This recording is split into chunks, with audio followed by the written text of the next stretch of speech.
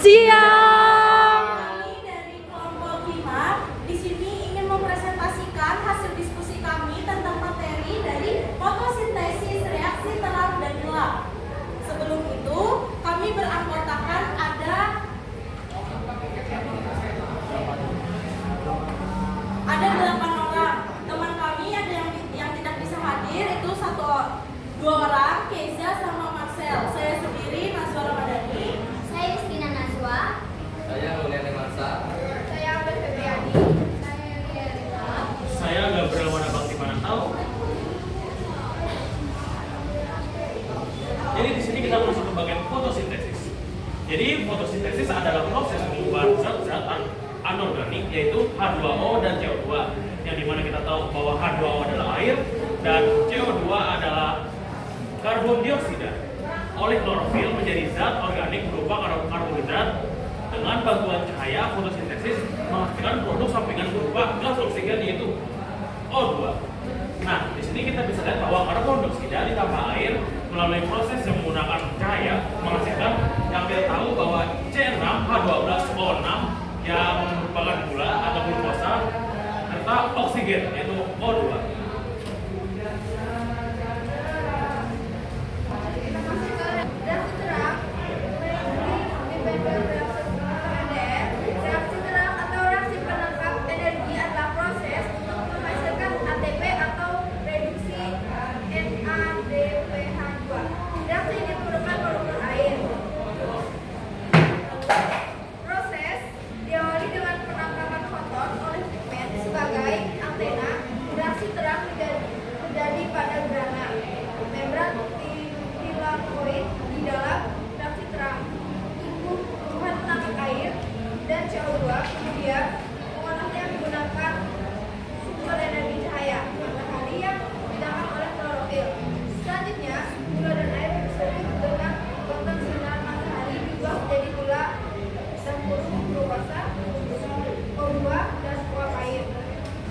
O2 dan uap air dikeluarkan dari dalam tumbuhan, sedangkan gula dijadikan bahan makanan sebagai tumbuhan. Jadi teman-teman, jika dibaca dari namanya saja yaitu reaksi terang, pasti reaksi ini melibatkan peran suatu cahaya atau membutuhkan peran dari sesuatu cahaya. Reaksi terang adalah reaksi yang menggunakan cahaya matahari secara langsung untuk sumber energinya. Reaksi ini juga berlangsung di dalam membran tilakoid di dalam kloroplas atau biasa disebut grana. Berlangsungnya reaksi terang juga itu membutuhkan komponen lain seperti pigmen, fotosintesis, dan air. Jadi bisa dilihat di sebelah sini ada membran tilakoid itu akan menangkap dari energi cahaya yang mengubah menjadi energi kimia. Dalam tahap inilah klorofil itu menyerap energi cahaya untuk memecahkan molekul-molekul air yang menjadi hidrogen, oksigen, dan sejumlah energi lainnya. Proses ini juga itu merupakan pemecahan dari molekul air yang disebut juga dengan fotolisis. Jadi energi kimia yang dihasilkan pada reaksi terang ini adalah energi bentuk ATP dan juga NADPH. Apa itu ATP? ATP itu adalah adenosin trifosfat dan NADPH itu adalah nikotinamida adenidinukleotida fosfat. Jadi energi kimia ini kemudian akan disimpan kembali untuk menjadi sumber energi bagi reaksi gelap. Selanjutnya ini ada tahapan reaksi terang. Jadi tahapan reaksi terang itu ada dua teman-teman. Yang pertama itu ada transport elektron siklik dan yang kedua itu ada transport elektron non siklik. Jadi suatu rantai transport dalam elektron yang melibatkan fotosistem 1 dan fotosistem 2 itu disebut juga sebagai sistem transport elektron siklik dan non siklik. Kedua sistem transport tersebut merupakan kedua sistem yang menghasilkan ATP dan ADP tadi. Sistem transport elektron siklik dan non siklik biasa disebut fosforilasis siklik dan non siklik. Untuk pembahasan masing-masingnya bisa kita lihat pada gambar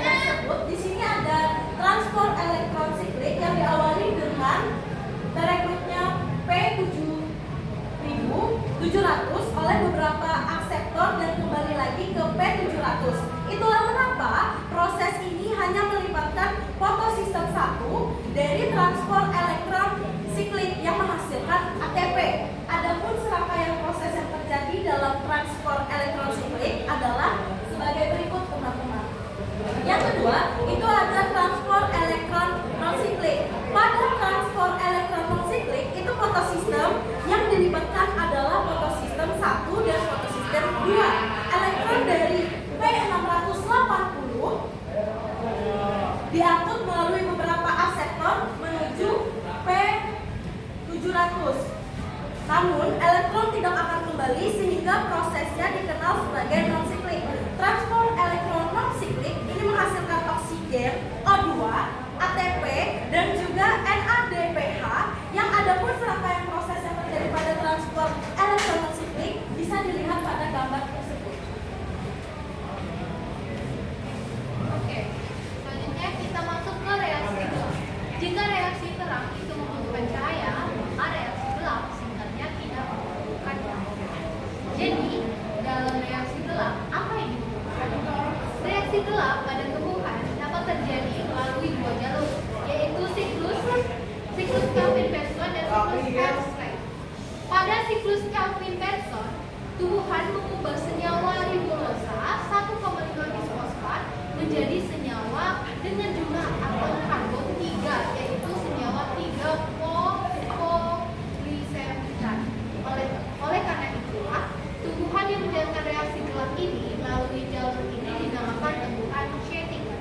Penambahan CO sebagai sumber karbon pada tumbuhan ini dibantu oleh enzim Rutherford. Selanjutnya, tumbuhan yang reaksi gelapnya di jalur Hertzsprung disebut tumbuhan C